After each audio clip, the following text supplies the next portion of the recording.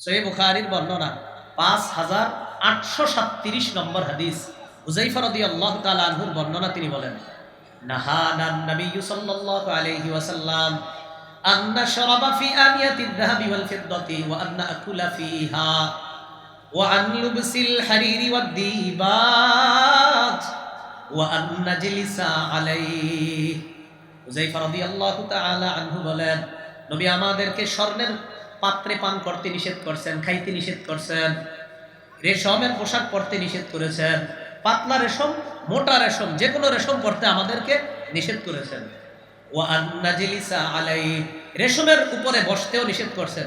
অনেকের বাড়িতে বেড়াইতে যান আপনারা, যেমন শুক্রবার দিন ঢাকা শহরের মানুষের বেড়ানোর এক হিরিক পড়ে। যার বাসায় যাবেন সোফাটা চেক করে বসবেন, সোফায় ছোট্ট একটা বালিশ থাকে, এই বালিশে অনেক সময় রেশমের সুতা থাকে, সেই রেশমের ওটা আপনি লাগাবেন না, আপনার স্ত্রীকে ওটা দিবেন, আপনার মেয়েকে ওটা দিবেন, আপনি রেশমের উপর বসবেন না। রেশমের কিছু যদি থাকে সোফার উপরে, একটা তোয়ালে চেয়ে নিয়ে ওই তোয়ালেটা বিছাবেন, এরপর তোয়ালের উপর বসবেন। পুরুষ যারা আছি আমরা রেশম পরবো না, রেশমের উপর বসবো না, স্বর্ণ পরিধানও করবো না, স্বর্ণের উপর বসবো না। মনে থাকবেন ইনশাআল্লাহ। ইসলামে পোশাকের অনেক গুরুত্ব। সূরা আরাফের 26 নম্বর আয়াতে আল্লাহ বলেন, ইয়া বানি আদম কদ আনজালনা আলাইকুম লিবাসাই ইউয়ারি সাওআতিকুম ওয়ারিশা। হে আদম সন্তান, আমি তোমাদেরকে পোশাক দিলাম যা তোমাদের সতর ঢেকে রাখবে এবং তোমাদের সৌন্দর্যতার জন্য তোমাদেরকে পোশাক দিলাম। ওয়ালিবাসুত তাকওয়া যালিকা খায়র, তাকওয়ার পোশাক সর্বোত্তম পোশাক। তিরমিজির হাদিস 1999 নম্বর হাদিস। ক্বালা রাসূলুল্লাহ সাল্লাল্লাহু আলাইহি ওয়াসাল্লাম, লা ইয়াদখুলুল জান্নাতা মান কানা ফি কলবিহি মিসকালু দাররাতিন মিন কিবর।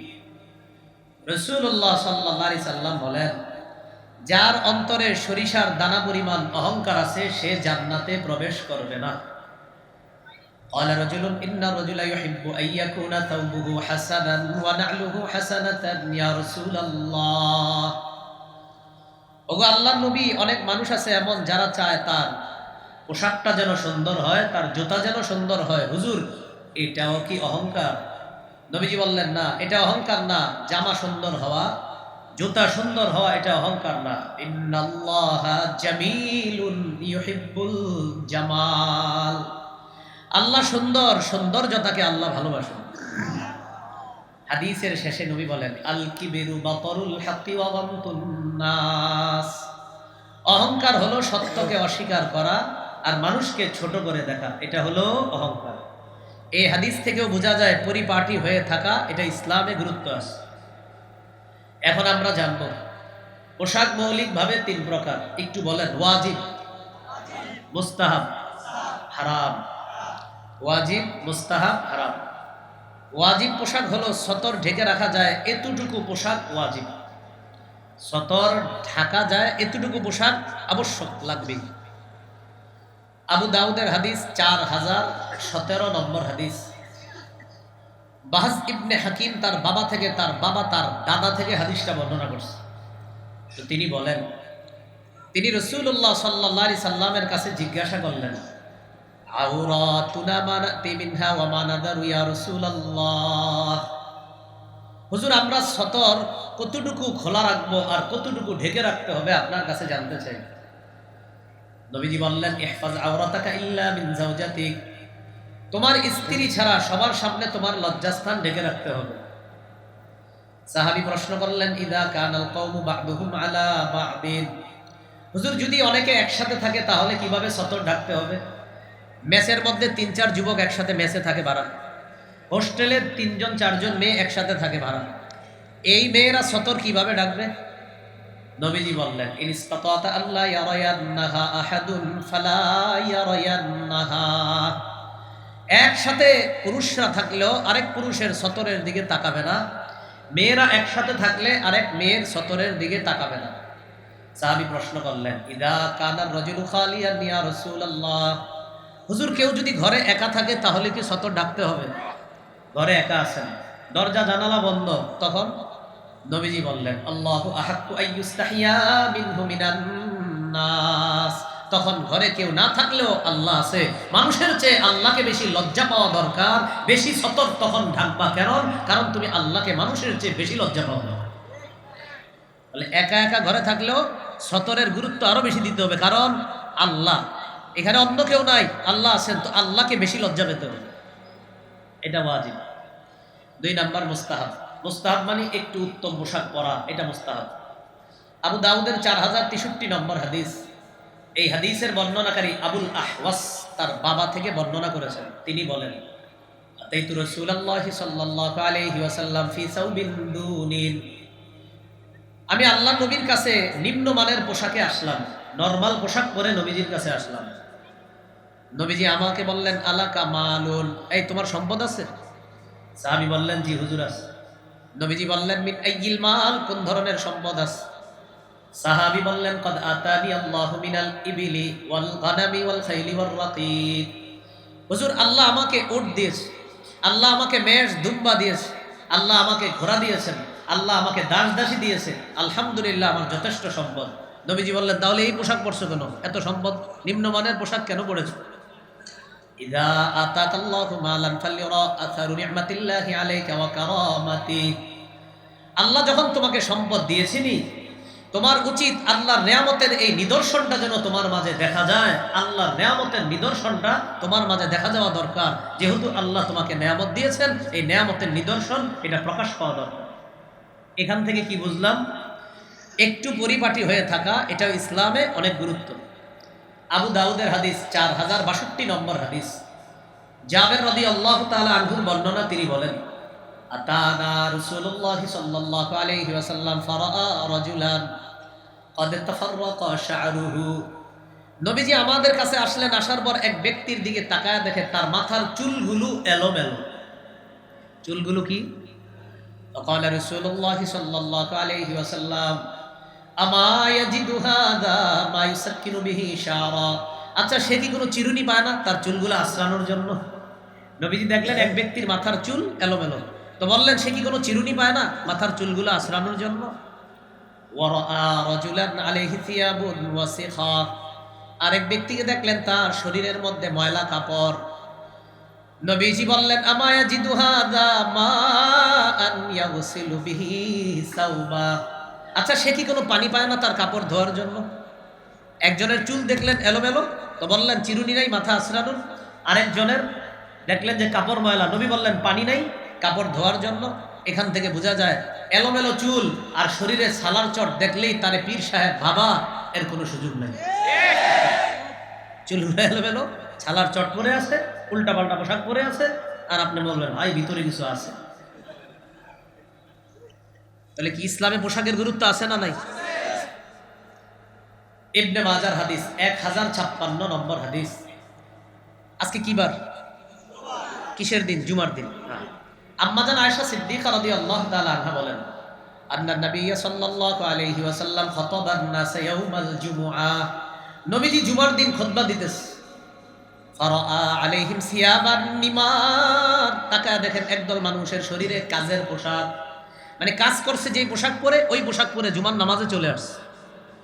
قال رسول الله صلى الله عليه وسلم ما على احدكم ان وجد ساعه ان يتخذ ثوبين سوى ثوبي مهنته। নবীজি বললেন তোমাদের যাদের সামর্থ্য আছে তার উচিত আইয়াত্তাখিদা সাওবাইনি লিজুমুআ সিওয়া সাওবাই মাহনাতিহি। তার কর্মের যে পোশাক, এই পোশাকের পরিবর্তে আরো 2 জোড়া পোশাক তার জুমার নামাজের জন্য গ্রহণ করা দরকার, যাদের সামর্থ্য আছে। মানে কাজের পোশাক পরে জুমায় চলে আসছে, তো নবীজি দেখা বললেন জুমার নামাজে একটু অন্য পোশাক পরে আসা দরকার। এখান থেকে বোঝা যায় জুমার নামাজ, ঈদের নামাজে একটু উত্তম পোশাক পরে নামাজে যাওয়া। বুঝে আসছে তো সবার? তাহলে ইসলামে পোশাকের গুরুত্ব আছে না নাই? এগুলো আপনার 2 নাম্বার আলোচনা পোশাকের ক্ষেত্রে। 3 নাম্বার হারাম পোশাক। মন দিয়ে শুনেন, 6 ধরনের পোশাক। পুরুষের জন্য রেশমের পোশাক হারাম। 2 নাম্বার পুরুষ নারীর পোশাক পরবে না। 3 নাম্বার নারী পুরুষের পোশাক পরবে না। 4 নাম্বার অহংকার প্রদর্শনের পোশাক পরবে না। 5 নাম্বার বিজাতীয় পোশাক পরবে না। 6 নাম্বার আটসাটো খাটো ছোট পাতলা পোশাক পরবে না। 1 নাম্বার রেশমের পোশাক হারাম। সহিহ মুসলিমের বর্ণনা, 2069 নম্বর হাদিস। রাসূলুল্লাহ সাল্লাল্লাহু আলাইহি সাল্লাম বলেন, লা তালবাসুল হারিরা ফাইন্নাহু মান লাবিসাহু ফিদ দুনিয়া লাম ইয়ালবাসহু ফিল আখিরাহ। তোমরা রেশমের পোশাক পরবা না, যে ব্যক্তি দুনিয়াতে রেশমের পোশাক পরবে সে আখিরাতে রেশমের পোশাক পরতে পারবে না। হাদিস থেকে বোঝা যায় পুরুষের জন্য দুনিয়াতে রেশম হারাম, জান্নাতে পুরুষের জন্য রেশম হালাল। সুবহানাল্লাহ। সহিহ বুখারীর বর্ণনা 5837 নম্বর হাদিস। হুযায়ফা রাদিয়াল্লাহু তাআলা আনহুর বর্ণনা, তিনি বলেন, নাহানান নবী সাল্লাল্লাহু আলাইহি ওয়াসাল্লাম আন নাশরাবা ফি আনিয়াতিদ যাহাবি ওয়াল ফিদ্দাতি ওয়া আন নাকুলা ফিহা ওয়া আন লুবসিল হারিরি ওয়াদ দিবাজ ওয়া আন নাজলিসা আলাইহি। হুযায়ফা রাদিয়াল্লাহু তাআলা আনহু বলেন, নবী আমাদেরকে স্বর্ণের পাত্রে পান করতে নিষেধ করছেন, খাইতে নিষেধ করছেন, রেশমের পোশাক পরতে নিষেধ করেছেন, পাতলা রেশম, মোটা রেশম, যে কোনো রেশম পরতে আমাদেরকে নিষেধ করেছেন। ওয়া আন নাজলিসা আলাইহি, রেশমের উপরে বসতেও নিষেধ করছেন। অনেকের বাড়িতে বেড়াইতে যান আপনারা, যেমন শুক্রবার দিন ঢাকা শহরের মানুষের বেড়ানোর এক হিরিক পড়ে। যার বাসায় যাবেন সোফাটা চেক করে বসবেন। সোফায় ছোট্ট একটা বালিশ থাকে, এই বালিশে অনেক সময় রেশমের সুতা থাকে, সেই রেশমের ওটা আপনি লাগাবেন না, আপনার স্ত্রীকে ওটা দিবেন, আপনার মেয়েকে ওটা দিবেন, আপনি রেশমের উপর বসবেন না। রেশমের কিছু যদি থাকে সোফার উপরে, একটা তোয়ালে চেয়ে নিয়ে ওই তোয়ালেটা বিছাবেন, এরপর তোয়ালের উপর বসবেন। পুরুষ যারা আছি আমরা রেশম পরবো না, রেশমের উপর বসবো না, স্বর্ণ পরিধানও করবো না, স্বর্ণের উপর বসবো না। মনে থাকবেন ইনশাআল্লাহ। নারীদের জন্য রেশম জায়েজ আছে। সহিহ মুসলিমের বর্ণনা 2071 নম্বর হাদিস। আন আলী ইবনে আবি তালিব রাদিয়াল্লাহু তাআলা আন উহদিয়াত লি রাসূলিল্লাহি সাল্লাল্লাহু আলাইহি ওয়াসাল্লাম হুল্লাতুন সিয়ারা।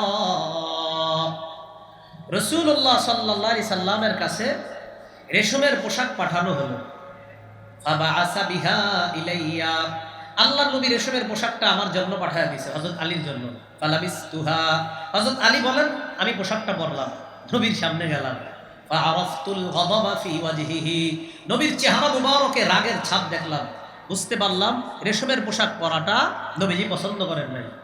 নবীজি আমাকে বললেন, ইন্নী লাম আবাত বিহা ইলাইকা লিতালবাসাহা ইন্নামা বাসতু বিহা ইলাইকা লিতুশাক্কিকাহা খুমরান বাইনান নিসা। আমি এটা তোমাকে পরিধান করার জন্য পাঠাই নাই, এটা তোমার কাছে পাঠিয়েছি এটা টুকরা টুকরা করে ওড়না বানিয়ে সেই ওড়না নারীদেরকে দিবা, তারা পরবে, এজন্য তোমার জন্য আমি রেশমের পোশাক পাঠিয়েছি। তুমি এটা পরছো কেন? এখান থেকে বুঝলাম নারীদের জন্য রেশমের পোশাক বৈধ আছে। তাহলে এই হলো 1 নাম্বার, পুরুষের জন্য রেশম হারাম। 2, পুরুষ নারীর পোশাক পরবে না। 3, নারী পুরুষের পোশাক পরবে না। লাআনা রাসূলুল্লাহ সাল্লাল্লাহু আলাইহি ওয়াসাল্লাম আর-রাজুলা ইয়ালবাসু লিবসাতাল মারআ ওয়াল মারআতা তালবাসু লিবসাতার রাজুল। নবী ওই পুরুষকে অভিশাপ দেয় যেই পুরুষ নারীর পোশাক পরে, আর ওই নারীকে অভিশাপ দেয় যেই নারী পুরুষের পোশাক পরে।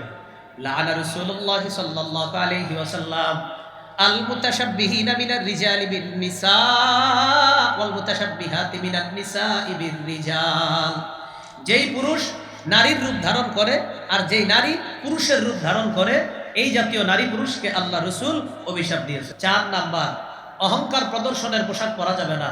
রাসূলুল্লাহ সাল্লাল্লাহু আলাইহি সাল্লাম বলেন, মান লাবিসা সাওবা শুহরাতিন আলবাসাহুল্লাহু ইয়াউমাল কিয়ামা সাওবা মাদাল্লা। যে ব্যক্তি প্রসিদ্ধির পোশাক পরলো দুনিয়াতে, আখিরাতে আল্লাহ তাকে লাঞ্ছনার পোশাক পরায় দিবেন। 5 নাম্বার, ধর্মীদের পোশাক পরবে না। আব্দুল্লাহ ইবনে আমর ইবনুল আস রাদিয়াল্লাহু তাআলা আনহুর বর্ণনা, তিনি বলেন, রাআ আলাইয়া রাসূলুল্লাহ সাল্লাল্লাহু আলাইহি সাল্লাম সাওবাইনি মুআসফারাইন। নবী আমার গায়ে 2টা রঙিন পোশাক দেখছে, যে কালারগুলা সুন্দর না। আমাকে বললেন, এগুলা কি পরছো তুমি? আজিহি মিন সিয়াবিল কুফফার, এগুলা কাফেরদের পোশাক। ফালা তালবাসহা, এগুলা পরবা না। আমাদের অনেক ধনীদের ছেলেরা দেখবেন ছেঁড়া প্যান্ট পরে, এখানে ছেঁড়া, এখানে ছেঁড়া, এখানে ছেঁড়া। কুয়াকাটা হুজুরে বইলা চাঁদা উঠাইয়া এদেরকে প্যান্ট কেনার ব্যবস্থা করে দিন। হ্যাঁ, ছেঁড়া প্যান্ট, এখানে ছেঁড়া, এখানে ছেঁড়া, এখানে ছেঁড়া। তো বলবেন, ভাইয়া তোমার তো টাকা পয়সার যদি সমস্যা থাকে তো আসো, আমরা এই এলাকায় যদি দেখেন বা হুজুরে বইলা টইলে আমরা চাঁদা উঠাইয়া তোমার প্যান্ট কেনার ব্যবস্থা করে দিই। এই বিদর্মীদের পোশাক এটা পরা যাবে না। 6 নাম্বার, আটসাটো খাটো ছোট পোশাক। সহিহ মুসলিমের বর্ণনা 2198 নম্বর হাদিস। রাসূলুল্লাহ সাল্লাল্লাহু আলাইহি সাল্লাম বলেন, সিনফানি মিন আহলিন নার, 2 শ্রেণীর মানুষ জাহান্নামী, লাম আরাহুমা, যাদেরকে আমি দেখি নাই। এক নাম্বার কওমুন মাহুম সিয়াতুন কাআযনাবিল বাকারি ইয়াদরিবুনা বিহান নাস, যাদের কাছে গরুর লেজের মতো চাবুক থাকবে, এই চাবুক দিয়ে মানুষের উপর অত্যাচার করবে জালেম এরা। আরেকটা হলো নিসাউন কাসিয়াতুন আরিয়াতুন মাইলাতুন মুমিলাত, এমন নারী যেই নারীরা পোশাক পরার পরেও উলঙ্গ। তারা কি পোশাক পরে? যেই পোশাকে অন্যকে আকৃষ্ট করে, নিজেরা অন্যের দিকে আকৃষ্ট হয়। রুউসুহুন্না কাসনিমাতিল বুখতিল মাইলা, তাদের মাথার চুলগুলা হেলে পড়া উটের কুজের মতো। লা ইয়াদখুলনাল জান্নাতা ওয়া লা ইয়াজিদনা রিহাহা, এরা জান্নাতে প্রবেশ করবে না, জান্নাতের ঘ্রাণও তারা পাবে না। তাহলে 31st নাইট কেন্দ্র করে এই কোন ধরনের পাতলা পোশাক আমরা পরবো না। একটু মন দিয়ে শুনেন। 1 নাম্বার বিজাতীয় কালচার গ্রহণ করবো না। 2 নাম্বার খাটো পোশাক পরবো না। 3 নাম্বার টেটু আঁকবো না, শরীরে উল্কি আঁকবো না। সহিহ বুখারী 5940 নম্বর হাদিস, লাআনা রাসূলুল্লাহ সাল্লাল্লাহু আলাইহি সাল্লাম আল ওয়াশিমা ওয়াল মুস্তাওশিমা ওয়াল ওয়াসিলা ওয়াল মুস্তাওসিলা, যে উল্কি আঁকে আর যেই নারী উল্কি এঁকে দেয়, যে নারী তার চুলে অন্যের চুল লাগায় অথবা যেই নারী চুল লাগায় দেয়, উভয়ের উপর আল্লাহ নবীর অভিশাপ। 4 নাম্বার আতশবাজি ফুটাবো না, সূরা আহজাবের 58 নম্বর আয়াত। আল্লাহ বলেছেন যারা মুমিন নারী পুরুষদেরকে অযথা কষ্ট দেয় তারা কঠিন পাপের বোঝা বহন করবে। 5 নাম্বার গান বাদ্য বাজাবো না, সূরা লুকমানের 6 নম্বর আয়াত আছে, যারা এগুলা করবে তাদের জন্য লাঞ্ছনাকর শাস্তি। 6 নাম্বার মদের জয় জয়কর অবস্থা হবে, আমরা এগুলাতে যাব না। সহিহ বুখারী 5590 নম্বর হাদিস, ইবনে মাজাহ 4020 নম্বর হাদিস, সূরা মাইদা 91 নম্বর আয়াত, মদ নিষেধ। 7 নাম্বার আমরা জিনাকে হালাল মনে করা হয়, কিছু মানুষ জিনাকে হালাল মনে করে, নাউজুবিল্লাহ, সূরা বনী ইসরাঈল 32 নম্বর আয়াত, নিষেধ। 8 নাম্বার অর্থের অপচয় হয়, সূরা আরফ 31 নম্বর আয়াত। 9 নাম্বার সময়ের অপচয় হয়, এটাও করবো না। 5টা জিনিসকে মূল্যায়ন করতে হবে জীবনে, জীবন, যৌবন, স্বাস্থ্য, সময়, সচ্ছলতা, নবীজি বলে দিয়েছেন। 10 নাম্বার বিজাতীয় কোনো স্লোগান আমাদের মুখে আনবো না। কি স্লোগান? বিজাতীয় স্লোগান। এটা হ্যাপি নিউ ইয়ারকে কেন্দ্র করে আনবো না, পহেলা বৈশাখ নববর্ষকে কেন্দ্র করে আনবো না। রমনার ভোট বলে মুসলমান বাচ্চারা গিয়ে দাঁড়াবে আর তাদের মুখের মধ্যে এগুলা বলা যে মুছে যাক গ্লানি, আপনার মুছে যাক গ্লানি, মুছে যাক ঝরা, অগ্নি স্নানে সূচি হোক ধরা, নাউজুবিল্লাহ বলেন। এটা যারা আগুনের পূজা করে এটা তাদের স্লোগান। যাই হোক, শেষের দিকে একটু সংক্ষেপে বললাম, এই 10টা ভয়ঙ্কর অপরাধ সংগঠিত হয় ফার্স্ট নাইটকে কেন্দ্র করে। বলতে পারেন আপনি কেন বললেন? আপনারা যারা শুনছেন আপনারা করেন, আরো 10 জনকে আপনি দাওয়াত দিয়ে দিবেন তারা যেন এগুলা না করে। আল্লাহ তাআলা আমাদের সকলকে যে কথাগুলো শুনলাম বললাম আমরা যেন মেনে চলতে পারি, তৌফিক।